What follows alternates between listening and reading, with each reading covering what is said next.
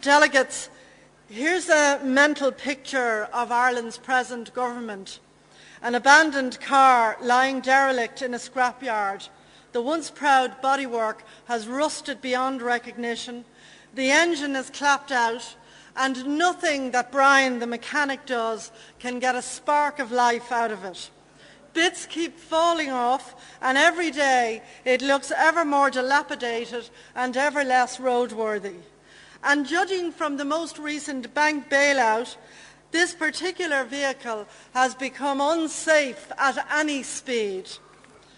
Brian Cowan has pretty much got everything wrong from the day he entered the Department of Finance right up to the catastrophic decision on that fateful night when he opted to protect Anglo-Irish Bank at any price with a blanket guarantee that is today a millstone on the entire economy and will remain a millstone for years to come.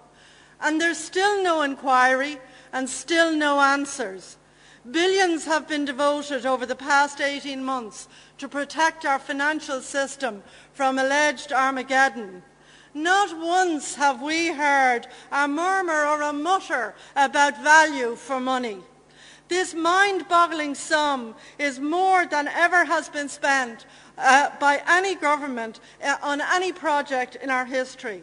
And for what enduring purpose, may I ask? I can tell you the cost. This year and next, we could lose 100,000 of our people through emigration. Ministers shrug off these facts as the casualties of war. They are the casualties of policies to rescue one particular bank whose sole claim to fame is that it was joined at the hip to Fianna Fáil.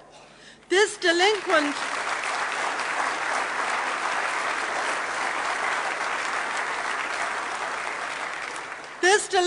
bank looked after the developers, and in turn the developers looked after Fianna Fáil, and today Fianna Fáil is using our money to repay the debt it owes them, no matter how many billions it costs and how many jobs disappear in the process.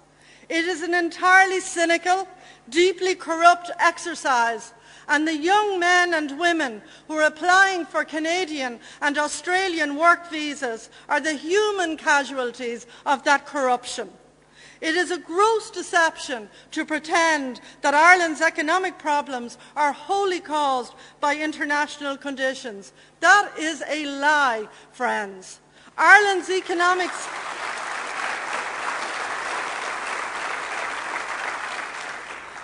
economic collapse is mainly due to the fall in domestic demand, the huge drop in spending by Irish consumers, households and businesses.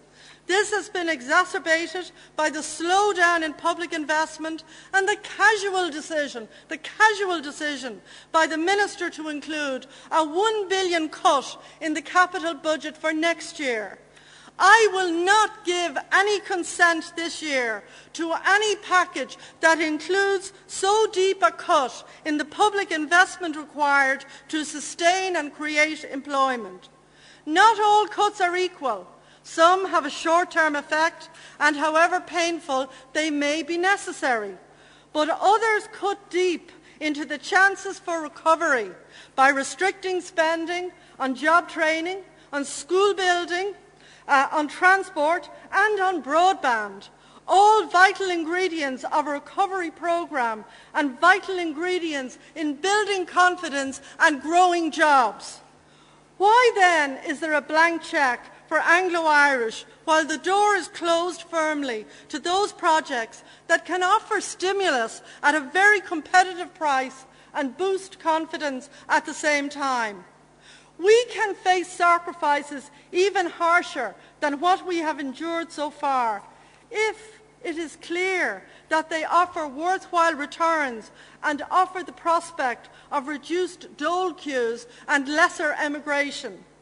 We are a resilient people. We can take many hits if the goal is worth the effort.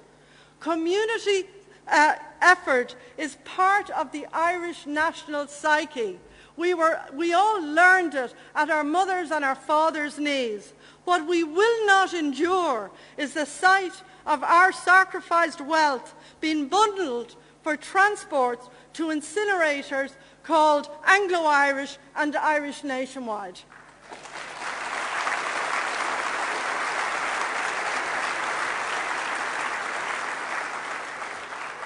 We are resilient and patriotic, but we are not stark, raving mad, prepared to tolerate such waste while our young people shrug off their chances at home to find their feet abroad. Delegates, this party is prepared for the challenges of government, but I have to tell you this. Taking office at the dawn of lean years and the scorched earth that we will inherit will be no easy task. Our party has to persuade our country, our people, to invest in the future and pay for past profligacy, but both at the same time. We have the chance to win the next election if and only if we can co-opt independent voters who have never before given a Labour candidate a passing glance or a second thought. We have to earn that second thought and that passing glance from those people who know in their gut that this country is on the wrong track. These people are desperately on the lookout for a message of nation building, a message that they know that Fianna Fáil cannot deliver. Delegates, we have sent soldiers and aid workers to developing countries to help that nation-building task and to create institutions of good governance. Today, Fianna Fáil's legacy is that we have to start all over again to achieve these very same tasks at home. We cannot teach good governance away from home when we are so poorly governed ourselves. We now have our own Irish nation building to do right from scratch, to renew, to refresh and to rebuild Ireland in time for the clutch of centenaries that will soon fall due of the great events that first formed this great country and our great people, including particularly everyone who works, whether by their brain or with their hand, for this great country of ours. I recommend the motions to you, delegates.